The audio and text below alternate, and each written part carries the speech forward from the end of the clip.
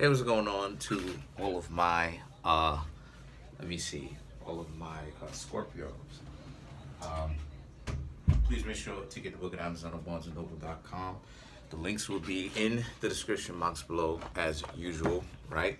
Go ahead and get this book, great book. I'm even going to start reading it in these videos just to give you an idea of how they actually relate.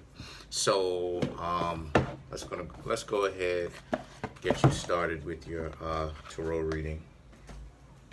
If you'd like to contact me for a personal reading, my email address as well as the prices are in the description box below as usual. You know, some people are going to be thinking to themselves, is Kareemspiritworks short? I'm 5'7". You know what I'm saying? Like, I'm 5'7". Oh, hold on. I know which two decks I was using. Oh, sorry about that. Sorry about that, all right? I was just so enthusiastic. Come on, give you your reading. I forgot television was on, right? But sooner or later, I'm going to stop watching television. Anyway, it's not my thing.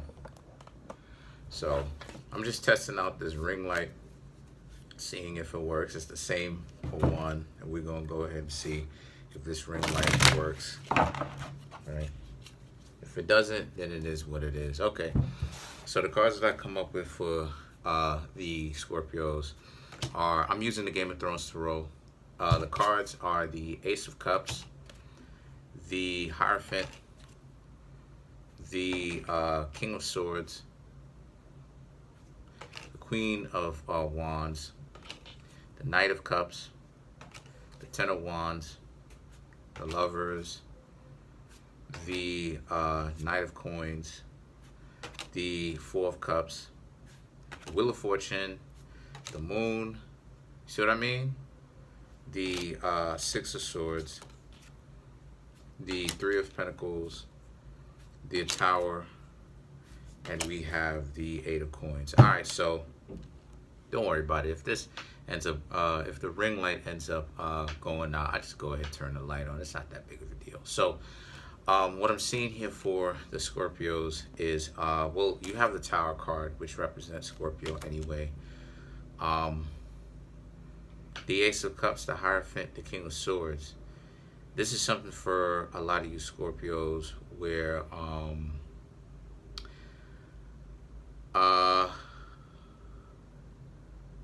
the Queen of Wands, the Knight of Cups, someone is interested in you, right? Someone represents this Knight of Cups. This person is definitely interested in you, but you're not necessarily a no if it's for right now or if it's a serious thing, right? Typical Scorpio stuff, right?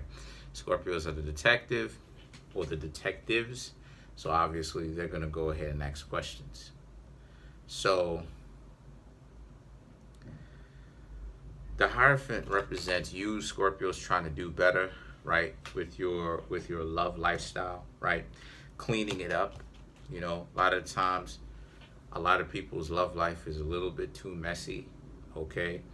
And I'm just seeing how a lot of you Scorpios want to clean your love life up. You don't want to get yourselves caught up out there where, you know, you're just put in very messy situations anymore when it comes to someone who you're supposed to like and, you know, be in a relationship with. See what I mean? So stuff has gotta charge. But anyway, hold on, let me just do this.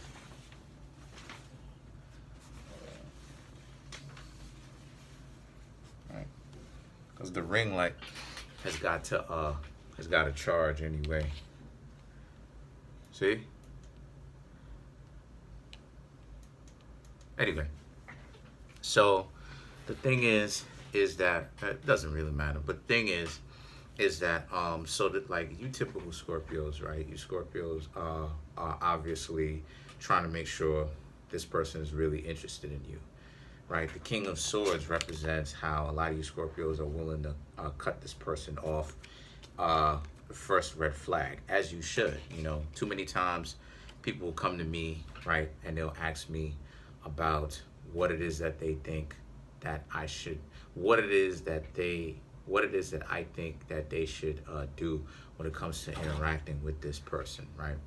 And I oftentimes tell them it's time to cut them off, because if it's one red flag, then it usually means that there's something wrong with the person, right? A lot of the times, especially today's time, people would think or try to make a case for the person has to be perfect. That's not what it is that I'm talking about. What I'm talking about is there's a difference between idiosyncrasies and red flags. Idiosyncrasies is like, you know, small stuff, like stuff that really doesn't matter at the end of the day. When I go over or close my door, stuff like this. Red flags is like you with someone, and when you going through something, you never see them. Yeah, that's a red flag, because what are they doing? But they're supposed to be rocking with you though, but they never seem to be around. And see, the thing is that the Ten of Spears, right? The Ten of Spears represents that same thing, right? The Ten of Spears represents, which is the Ten of Wands. The Ten of Wands represents how it is that you that's what it is that you're looking for. But if this person shows you any kind of red flags, the Ten of Wands represents the Ten of Wands, the Lovers, okay? It represents how you're going to try your hand with this person, okay? So far, you will give them a fair shake. But the Knight of Coins and the Four of Cups represents how, but you're going to try to offer something real with this person, but this person is going to be hesitant. So the thing is that the Wheel of Fortune represents how you Scorpios are like, nah.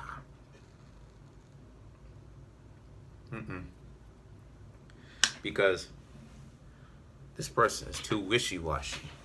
It's too idiotic.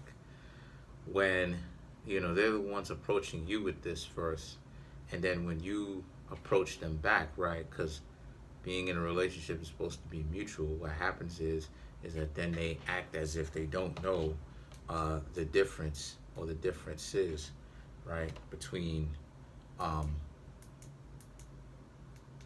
right and wrong. And that's the kind of situation where, hold on one second, I'm just trying to see.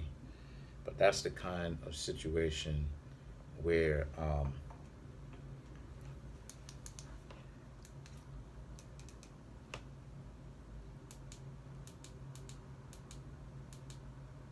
wow. Anyway, that's the kind of situation where sorry about that. I was just checking to see this type of stuff. But anyway, that's the kind of situation where obviously you don't want to be in, because it's not a very healthy situation. And like I said before, too many oftentimes people play these types of games, right? So the thing is that the moon, right? The moon represents, the thing is that they do terrible things to other people. Like even in this book, right? I talk about historically, right, how crazy things can be, right? It's called, in chapter 2, I'm not going to name the whole chapter, indoctrination and false teachings, right? In 833 AD, the Council of Nicaea, right, had made up a plan to let certain people be seen as part of the constituency by putting themselves putting those types of people in a place of staplehood, right? So the thing is that Constantine was one of the helpers to create this belief system, right? And as a Roman emperor had absolute, and it was an absolute tyrant. He exited, right, I'm using code, He exited anyone who didn't or wouldn't conform to his business plan. And he propositioned, wink wink, hint hint, he propositioned, or he put to sleep his wife, 20 years, his children, and his brother-in-law, even his own parents. And that's the kind of idiocracy of what is I was talking about. Remember how it is I say that ignorance and stuff like this, and all forms of abuse and stuff like this goes back to Rome? Well, in the book, if you were to go and get it, I explain in many different ways, or just to give you an idea of what I mean by that. This Roman mentality that a lot of people tend to have, that's where it is that it comes from. It's a Roman mentality. Whether it is that people realize that it's a Roman mentality or not, this idea of idiocracy and abuse, right? And this is a very powerful thing, because the moon and the Six of Swords, right, and the Three of Coins represents how you Scorpios are seeing this kind of abuse, right? And you realize how idiotic it is, where you're interested in someone, everybody runs away. But when you're not interested in anyone, or at the very least staying to yourselves, that's when everyone wants to get your attention, right? It seems like, right? So now the situation with that is, where is it that these people are really going with this? And see, the moon and the Six of Swords is about how it is that you need to be very careful and really understand your own emotions, so that you can understand your feelings, so you don't wild out. And the Six of Swords represents how you need to understand, you need to leave that kind of person who has that kind of mentality alone. The Six of Swords also talks about analyzing your own emotions, i.e. and feelings, right? Your own emotions and feelings, so that you can start figuring out ways that you can solve that problem. For instance, if you find a lot of people who wind up doing that stuff to you, figure out, you have to learn to become better at figuring out when someone is throwing you a red flag, or throwing up rather a red flag, and when it's time to leave. For instance, when I notice that someone is throwing up a red flag and signaling it, I'm out immediately. You know what I mean? Because I understand the differences between idiosyncrasies and red flags. You cutting your hair, right, is an idiosyncrasy. It's not a problem, right? You getting your hair cut is an idiosyncrasy, when I would like it to be longer in particular is an idiosyncrasy. It's not a deal breaker to a relationship. You accusing me of, you constantly questioning my decency, okay, that's a red flag. Therefore, from the minute that I see that, I'm trying to interact with you the right way, right? The hospitable way, right? Hospitality, right? Respect. And you, oh, what do you do? I'm out. You already lost me. And I encourage you Scorpios to be the exact same way. So because the thing is that the Three of Coins represents you spend too much of your time building things with people who don't deserve it, and then only to do what? The Tower, to break it down and have to destroy it all again. Either you do it directly, or someone else does it because they're an idiot. Either way it goes, the house, right, that you built, or you're supposed to have built with this person, gets destroyed. Look, they're both mounds. Buildings are nothing but mounds. You know what I mean? What is a mound? The pyramid. So the thing is that the three of coins, right? The Three of Coins represents, the Eight of Coins, not Three of Coins, Eight of Coins, right? Because I want to get this right. The Eight of Coins now represents how this puts you in a situation, or you find yourself, Scorpio, in a situation where the Eight of Coins is, so now you have those types of people who's playing these games with you in a backdrop, or when you're not around, thinking about, I shouldn't have did this, and this person really was good to me and such. Idiots. Idiots. What are they doing? See, when people do this type of goofy nonsense that they do, I try to figure out what is the point of this stuff. You arguing with me, you betray me. Why? Then the next thing I know, you're the same person who calling me. You think I'm really gonna pick up that call or really be cool with you again? Look, I respect you in the sense that I have a healthy respect for life, but go your way. I'm not freaking with you after that. I'm not hanging around with you after that. It's called freedom of association. I'm not hanging out with you. Go about your business. So let's clarify the Tower.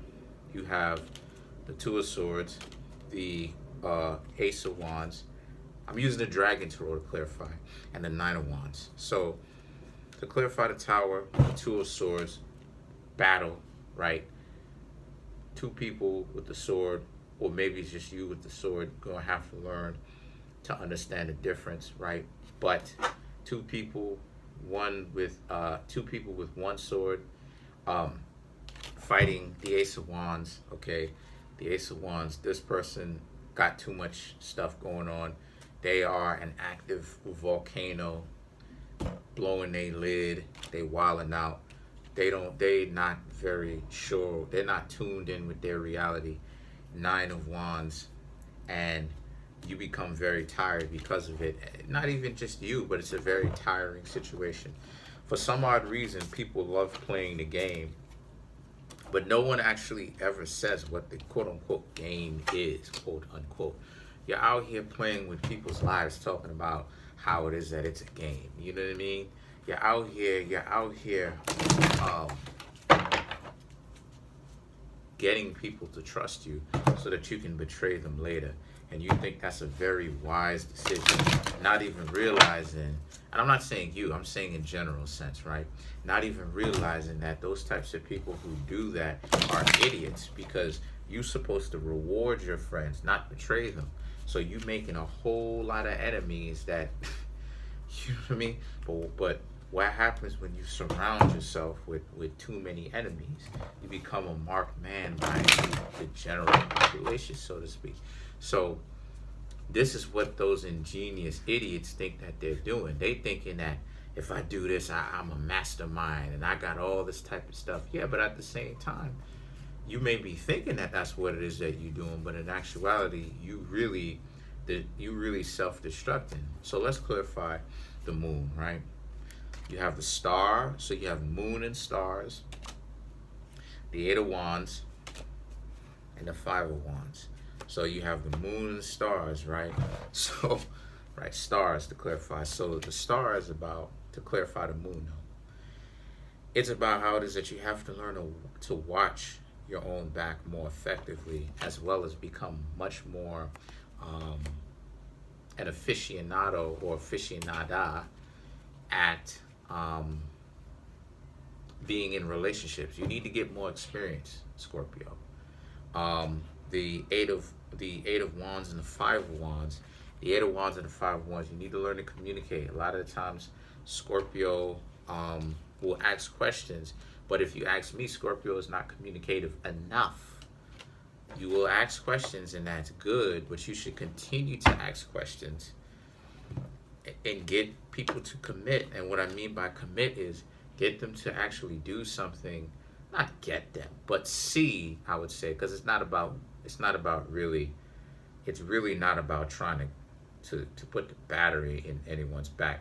The point that I'm trying to make here is, because that's not the point. The point is to wait around long enough to observe the person's character. You understand?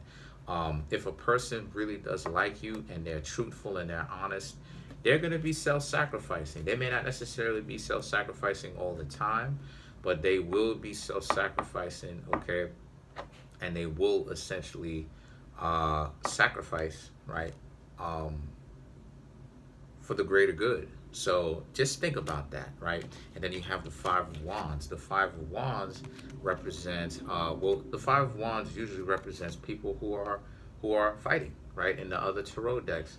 But in this case, the Five of Wands, okay, it represents how there seems to be an unevenness between the two of you, where one person wants to be with the other person more than the other person wants to be with the other person.